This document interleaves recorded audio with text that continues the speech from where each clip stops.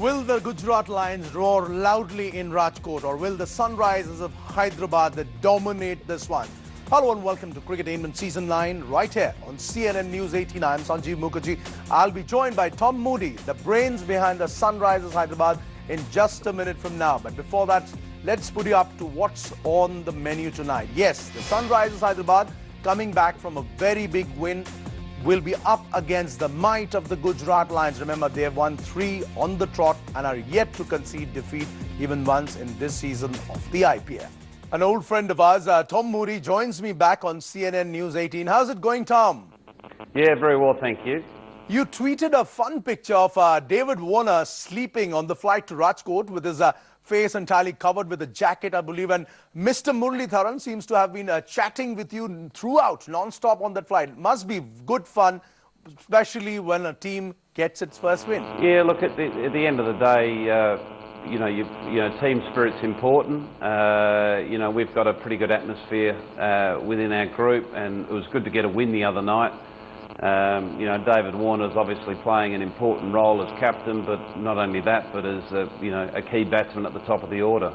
Must have been good to get going on the points table finally, and the way you guys beat Mumbai Indians must have brought great joy to you, Tom?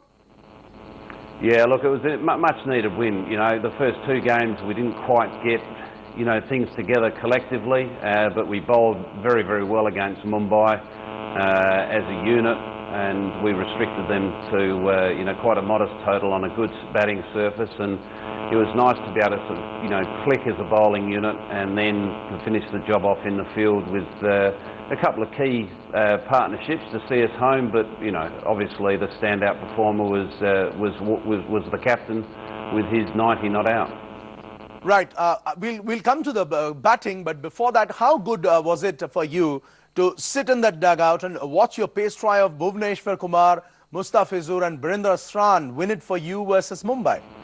Yeah, look, Bhuvi's been a key performer for us over the last few years. He's a quality bowler, and we've seen that time and time again.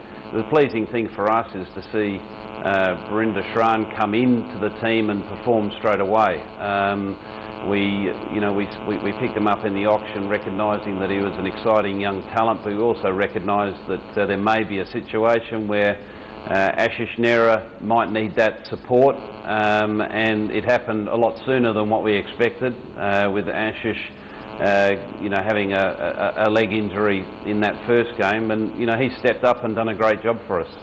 Now, you must be very happy with the way Sran has been bowling, in particular the way he took on Parthiv and Jos Buttler. I'm sure that would be an education for any youngster aspiring to be a fast bowler in this age of T20. Yeah, look, he's an exciting talent. He's got the skills, he can swing the ball, he's tall, he gets bounce, he's got enough pace to bother, any top-class batsman. He's certainly one to keep an eye out for the future. I know certainly the Indian selectors have recognised that, and they took him to Australia on that one-day tour. So, they've certainly got their eye on him already. But, he has all the ingredients to have a very bright future. So tell us about Mustafizur. How is he shaping up? New country, new environment, no Bangladesh teammates, new language. How is he managing? Tell us about him. He's doing very well. He's a great, young kid. He's an exciting talent, as we've seen already in this edition of the IPL. He's got all the tricks. Got enough pace. He's got a superb Yorker. Got a very unpredictable slow ball, and he's fitted into our group exceptionally well. Yes, he doesn't have his usual Bangladeshi teammates around him, and we all have to speak a little bit slower, but the English his English is getting better, and our Bangladeshi is not getting much better at all. Yeah, and that's not to forget, you also have a certain Trent Bolt and a gentleman called Dale Steyn also on the sidelines. Yeah, well, Trent Bolt's obviously sitting there waiting for his opportunity. He recognises that Mustafizur has done a terrific job for us so far. He's working very hard and recognises that his opportunity may come. It depends on team balance and form and performance. He's a quality new ball bowler that we've got waiting in the wings. And obviously, we released Dale in the auction last year, at the end of last year. So we may be coming up against him at some stage. A lot is expected from David Warner, and your captain did respond in style, didn't he? Yeah, well, he's that type of character. He likes the opportunity to lead, whether it's with the bat or whether it's in the captaincy role. So he's relished this opportunity the franchise has given him to captain the side. He did it with great great style last year. He was the leading run scorer, captained the side very well. I certainly know that the team enjoy him as captain, and the bowlers like working with him. Out in the middle, he certainly lets them take control of the game and gives them the ownership out in the middle, which I think is important. So, Dave Warner's growing from strength to strength as a leader, and his form is, as you can see, is in a good place. In fact, in this IPL, Tom, the game-changing contributions have come right at the top of the batting order in most cases, and not so much in death over assaults. So where do you stand on this one, Tom? Oh, look, I think it's still pretty early. Obviously, your top order players get the best opportunity to have an impact on the game because they're facing more balls and getting that opportunity. I think as we see this IPL unfold, that different components of your team, whether it be the middle order or whether it be spinners or bowlers at the death, will have their say. But you're right in saying that there has been a few openers that have really set their mark so far in this tournament. Gambhir, Finch and Warner have all, just to speak of a few, all had a good start to the tournament, but early days, we'll see what happens. Aussie skippers have always been a talking point for Indian fans. So tell us, what is your captain, David Warner, like? Look, tactically, he's very sound. He understands the game and reads the game very well. So out in the middle, that's obviously important to be a proactive captain, not a reactive captain. And he certainly is one that's always thinking, an over ahead of the game, which is important. He gives the bowlers a huge amount of confidence. He allows them to take ownership of their owner and of their over and have the fields that they feel that are important to what they're looking to bowl, which I think that's an important relationship, which he seems to have has gelled very, very well, really from year one in his position as captain. He's still a character. He doesn't always assume that stern, responsible role as captain. He's a lot of fun around the team, and he's a bit of a joker. So there's a relaxed atmosphere that goes with his leadership style as well, which I think is also important. But overall, no surprise, certainly to me and to a number of people that felt that he was the right man for the job last year, that he's doing a good job. Now your other opener, Shikhar Dhawan, now he looks to be going through an extended slump. Is it a worry for you yet, Tom, or is he just one good knock away from getting back on track? I think any quality batsman is, one good knock or even one good boundary away from recapturing confidence and recapturing form. And that's the way that Shikhar and anyone that is going through a bit of a lean patch has to look at it. They have to take the view that, they, as long as they're doing the hard work and they're trying to keep in a positive frame of mind, that they're only that one innings or one good shot away from recapturing, that form that's, given them that sort of recognition in Shikhar's case internationally, but also within the IPL. Now, this is what many fans have been asking. What news of Yuvraj Singh? When is he expected to play? Well, we're hopeful that UV will be joining us after this game.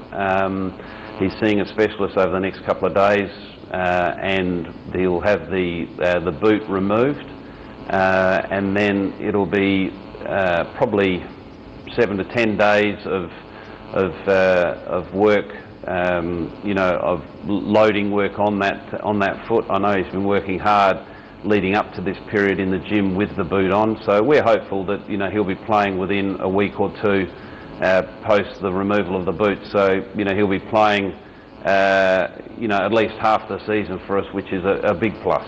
Now, about your middle order, Tom, Henriquez, Owen Morgan, Deepak Hooda, Namanoja, you do have ammo in the middle order to score big, don't you?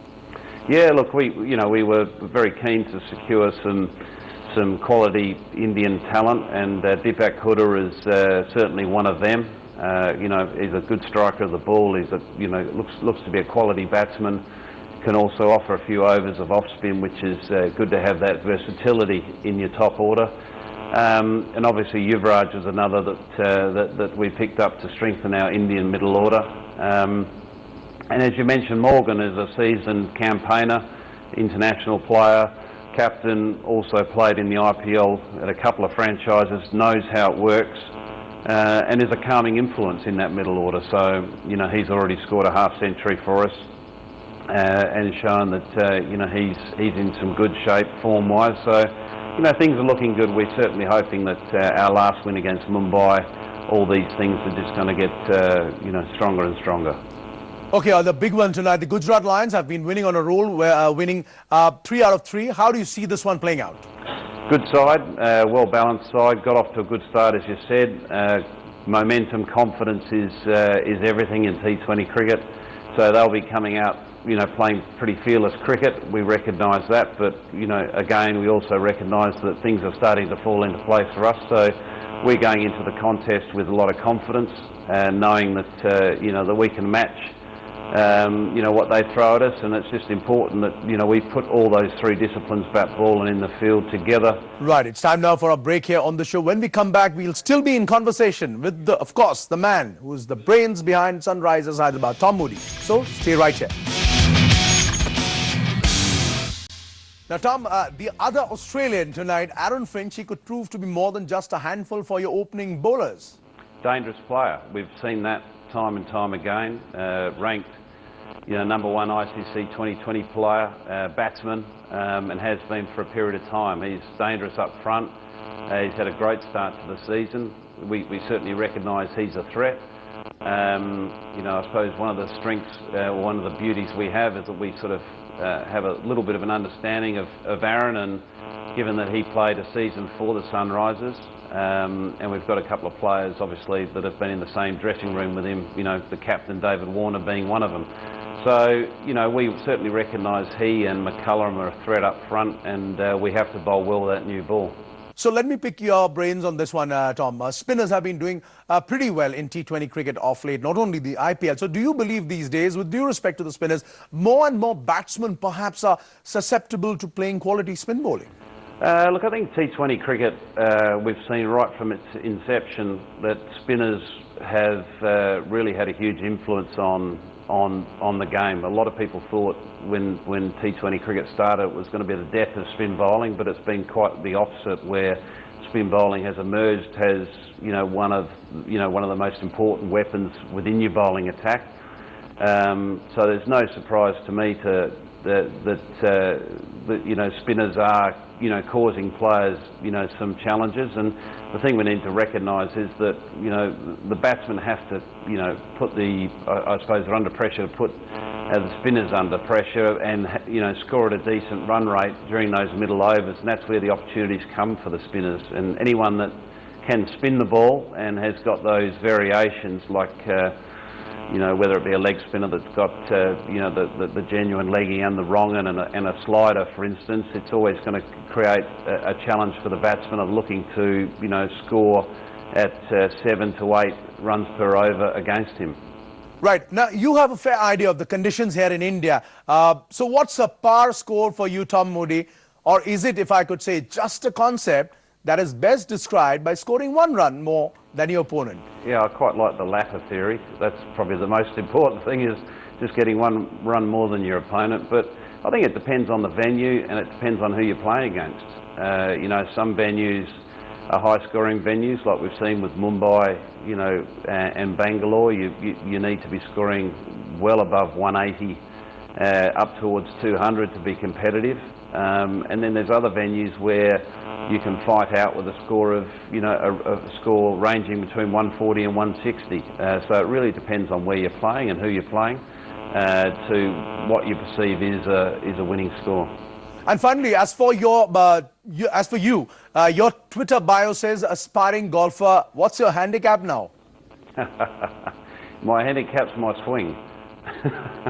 Yeah, look, I love golf. Don't get enough chance to play it, but you know, I struggle on a 12. Thank you very much. Always a pleasure speaking to you, Tom Moody. Wish you all the best and have a good time here in India, also in the IPL. Thanks very much for joining us here on CNN News 18. Goodbye. My pleasure. Thanks very much.